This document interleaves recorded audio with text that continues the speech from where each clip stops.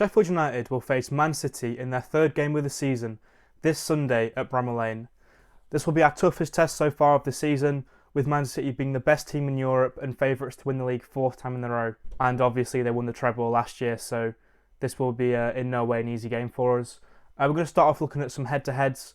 So Sheffield United have actually played Man City 9 times in their history, have failed to beat them on any occasion. The best we've managed to do is get 2 draws. A more damning stat is that we've never actually scored a goal against them. The most recent time we've played them was in the FA Cup semi-final last season, where we lost 3-0. So if you want to read into those head-to-heads, it looks like probably the same thing will happen, where we probably won't score and we'll probably lose. However, I've got a little bit of hope. Moving on to the lineups for Sheffield United, I think we're going to start with Wes in goal. I think Trusty will finally come in at left centre-back for Robinson. I think Egan will play as the central defender. And then Anal will play at right centre-back. And then I think Lowe will be dropped for Larouci following a dismal first half against Forest and then subsequently being hooked off at half-time. And then we'll play with the double midfield pivot of Norwood and Souza. And then Baldock will play at right wing-back. And then Hamer will also start in more of a advanced midfield role. And then the front two will be McBurnie coming back from injury, then Archer, who, fingers crossed, we complete the signing of before 12 p.m. on Saturday when the deadline should be. But by the time you're seeing this, that deal may be officially announced, so should be fine. I think he'll start. And then when we're off the ball, I think we're going to be playing with a 5-3-1-1. So obviously the wing backs will drop back in line with the centre backs to make a back 5. And then Hamer will join Norwood and Souza in midfield.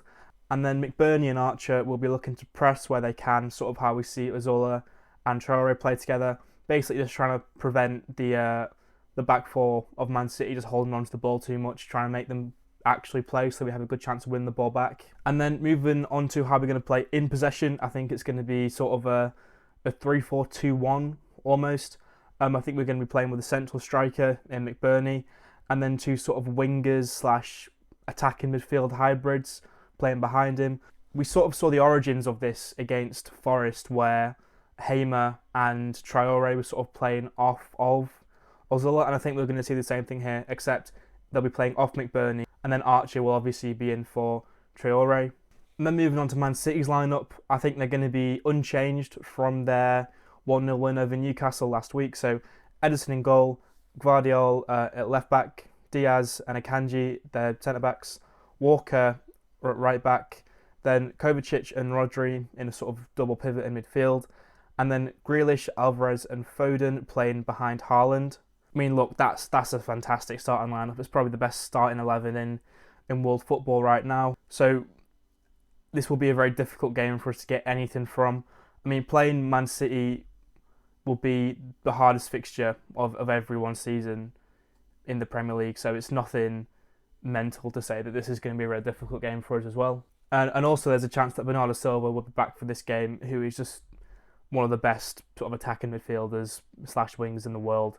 But I don't know if he's going to go straight back in the starting lineup. And then I'm going to talk about how the game's going to go. Obviously, Man City will be looking to dominate the ball, and we're going to sit very deep and try to limit their opportunities to get shots off and try to nullify the threat of Haaland getting in behind.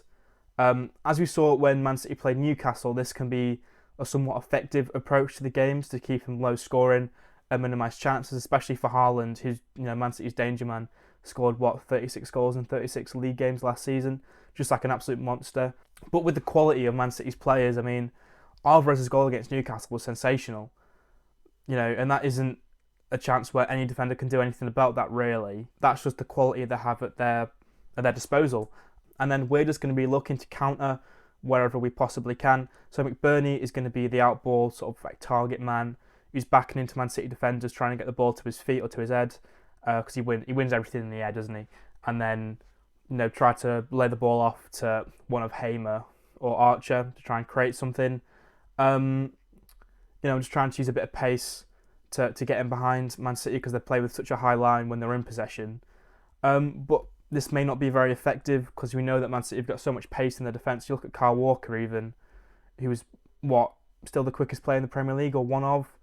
So you can argue that approach may not sort of work, but there's nothing else you can do, is there? There's no other way to play against Man City besides sit back and counter, because if you try to play them at their own game, you're just going to get absolutely hammered, because you can't leave any space open for them to exploit. I actually think this game's going to be quite low scoring. My brain right now is saying 2-0 Man City, but my heart is saying that we could get something out of this game. Obviously, Pep is out. He's recovering from back surgery, from carrying the Premier League for so many years.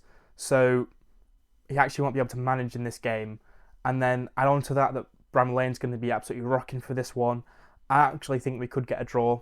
Maybe even nick a 1-0 win if we can defend well, Wes plays well, and then we'd counter effectively. But we'll have to wait and see on that one. But yeah, that's about it. Thank you for watching this preview, and I'll see you for the next video.